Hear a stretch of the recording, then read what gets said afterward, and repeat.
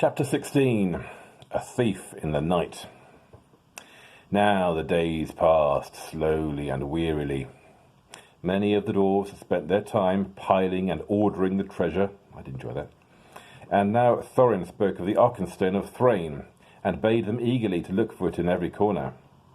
"For the Arkenstone of my father," he said, "is worth more than a river of gold in itself, and to me it is beyond price. That stone of all the treasure I name unto myself, and I will be avenged on anyone who finds it and withholds it." Bilbo heard those words, and he grew afraid, wondering what would happen if the stone was found, wrapped in an old bundle of tattered oddments that he used as a pillow. All the same, he did not speak of it, for as the weariness of the days grew heavier, the beginnings of a plan had come into his little head. Things had gone on like this for some time, when the ravens brought news that Dain and more than 500 dwarves, hurrying from the Iron Hills, were now within about 2 days' march of Dale, coming from the northeast. "But they cannot reach the mountain unmarked," said Roak, "and I fear lest there be battle in the valley. I do not call this counsel good. Though they are a grim folk, they are not likely to overcome the host that besets you, and even if they did so, what will you gain? Winter and snow is hastening behind them. How shall you be fed without the friendship and goodwill of the lands about you? The treasure is likely to be your death, though the dragon is no more." But Thorin was not moved. "Winter and snow will bite both men and elves," he said, "and they may find their dwelling in the waste grievous to bear. With my friends behind them and winter upon them, they will perhaps be in softer mood to parley with." That night, Bilbo made up his mind. The sky was black and moonless. As soon as it was full dark, he went to a corner of an inner chamber just within the gate and drew from his bundle a rope, and also the Arkenstone wrapped in a rag. Then he climbed to the top of the wall. Only Bombur was there, for it was his turn to watch, and the dwarves kept only one watchman at a time. "It is mighty cold," said Bombur. "I wish we could have a fire up here as they have in the camp." "It is warm enough inside," said Bilbo. "I dare say, but I'm bound here till midnight," grumbled the fat dwarf. "A sorry business altogether. Not that I venture to disagree with Thorin, may his beard grow ever longer, yet he ever was a dwarf with a stiff neck." "Not as stiff as my legs," said Bilbo. "I'm tired of stairs and stone passages. I would give a good deal for the feel of grass at my toes." "I would give a good deal for the feel of a strong drink in my throat, and for a soft bed after a good supper." "I can't give you those while the siege is going on.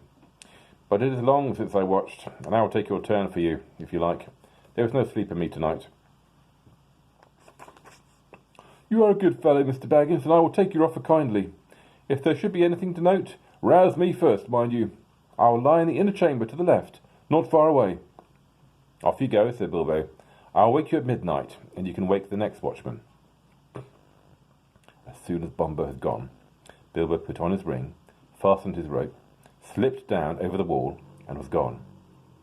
He had about 5 hours before him. Bombur would sleep. He could sleep at any time, and ever since the adventure in the forest, he was always trying to recapture the beautiful dreams he had then, and all the others were busy with Thorin. It was unlikely that any, even Filly or Killy, would come out to the wall until it was their turn.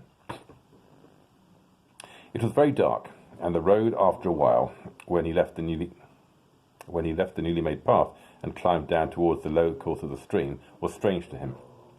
At last he came to the bend where he had to cross the water if he was to make for the camp as he wished. The bed of the stream was there shallow but already broad, and fording it in the dark was not easy for the little hobbit. He was nearly across when he missed his footing on a round stone and fell into the cold water with a splash. He had barely scrambled out on the far bank, shivering and spluttering, when up came elves in the gloom with bright lanterns, and searched for the cause of the noise. "That was no fish," one said. "There was a spy about. Hide your lights. They will help him more than us, if it is that queer little creature that is said to be their servant." "Servant indeed," snorted Bilbo. And in the middle of his snort he sneezed loudly, and the elves immediately gathered towards the sound. "Let's have a light," he said. "I'm here, if you want me." And he slipped off his ring and popped from behind a rock. They seized him quickly, in spite of their surprise. "Who are you? Are you the dwarves' hobbit? What are you doing? How did you get so far past our sentinels?" they asked, one after another. "I am Mr. Bilbo Baggins," he answered, companion of Thorin, if you want to know. I know your king well by sight, though perhaps he doesn't know me to look at. But Bard will remember me, and it is Bard I particularly want to see." "Indeed," said they, "and what may be your business?" "Whatever it is, it's my own, my good elves. But if you wish ever to get back to your own woods from this cold, cheerless place," he answered, shivering, "you will take me along quick to a fire where I can dry, and then you will let me speak to your chiefs as quick as may be. I've only an hour or two to spare." That is how it came about that some 2 hours after his escape from the gate, Bilbo was sitting beside a warm fire in front of a large tent, and there sat too, gazing curiously at him, both the Elven King and Bard. A hobbit in elvish armour, partly wrapped in an old blanket, was something new to them. "Really, you know," Bilbo was saying in his best business manner, "things are impossible. Personally, I am tired of the whole affair. I wish I was back in the West, in my own home, where folk are more reasonable. But I have an interest in this matter, 1/14th share to be precise, according to a letter which fortunately I believe I have kept." He drew from a pocket in his old jacket, which he still wore over his mail, crumpled and much folded, Thorin's letter that had been put under the clock on his mantelpiece in May. "A share in the profits, mind you," he went on. "I'm aware of that. Personally, I'm only too ready to consider all your claims carefully, and deduct what is right from the total before putting in my own claim. However, you don't know Thorin Oakenshield as well as I do now. I assure you he is quite ready to sit on a heap of gold and starve as long as you sit here." "Well, let him," said Bard. "Such a fool deserves to starve." "Quite so," said Bilbo. "I see your point of view. At the same time, winter is coming on fast. Before long you will be having snow and what not, and supplies will be difficult, even for elves, I imagine. Also, there will be other difficulties. You have not heard of Dain and the dwarves of the Iron Hills?" "We have, a long time ago, but what has he got to do with us?" asked the king. "I thought as much. I see I have some information you have not got. Dain, I may tell you, is now less than 2 days' march off, and has at least 500 grim dwarves with him. A good many of them have had experience in the dreadful dwarf and goblin wars, of which you have no doubt heard. When they arrive, there may be serious trouble." "Why do you tell us this? Are you betraying your friends, or are you threatening us?" asked Bard grimly. "My dear Bard," squeaked Bilbo, "don't be so hasty. I never met such suspicious folk. I am merely trying to avoid trouble for all concerned. Now, I will make you an offer." "Let us hear it," they said. "You may see it," said he.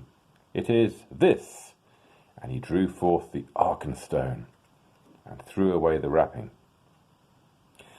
The Elven King himself, whose eyes were used to things of wonder and beauty, stood up in amazement. Even Bard gazed, marvelling at it in silence. It was as if a globe had been filled with moonlight and hung before them in a net woven of the glint of frosty stars. "This is the Arkenstone of Thorin," said Bilbo, "the heart of the mountain, and it is also the heart of Thorin.